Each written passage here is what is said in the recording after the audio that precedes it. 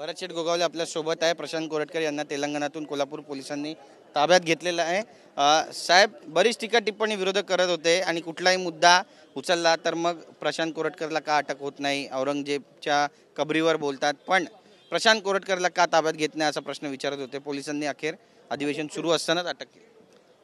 वस्तू तो पळाला होता बाहेरच्या राज्यामध्ये आणि त्याचा पत्ता लावत लावत आपले पोलीस तिथं पोहोचले आणि त्यांनी त्याला अटक केलेली आहे। आम्ही धन्यवाद देतो पोलिसांना की त्यांनी आता पुढची योग्य कारवाई करावी। शिवाजी महाराजांच्या या राज्यामध्ये जो कोणी अशा पद्धतीने अवमान करेल सगळ्यांना असाच धडा शिकवला जाईल। 100% 1% त्याच्यामध्ये चूक नाही होणार। नक्कीच, पण आपण पाहतोय या ठिकाणी बरीच टीका टिप्पणी विरोधक करत होते। विरोधकांच्या हाती आयतं कोलीत लागलं होतं असं म्हणा।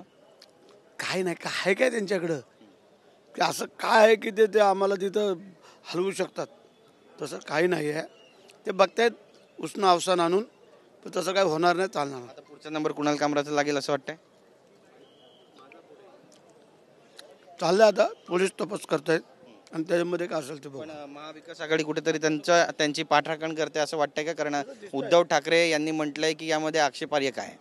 ठीक आहे, त्यांच्यावरती मग आम्ही कोणाचं तरी एक गाणं लॉन्च करायला सांगतो, तयार करायला, आणि मग बघू त्यांना किती जमतंय ते। पण एकनाथ शिंदे यांच्याबाबत अशा पद्धतीनं जर विधानं भविष्यामध्ये कोणी करेल तर मग त्यांचे सुद्धा असेच हाल होतील। बघा, चुकीचं बोलल त्याला आम्ही कोण सहन करणार नाही।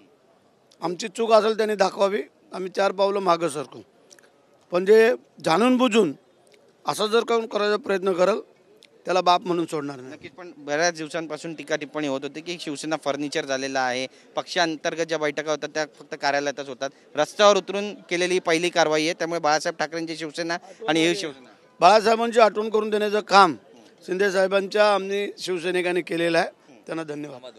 नक्कीच, आपण पाहतोय की आपली भूमिका या ठिकाणी मांडलेली आहे। कॅमेरापासून योगेश गुरवचा, गिरीश गायकवाड, TV9 मराठी, मुंबई।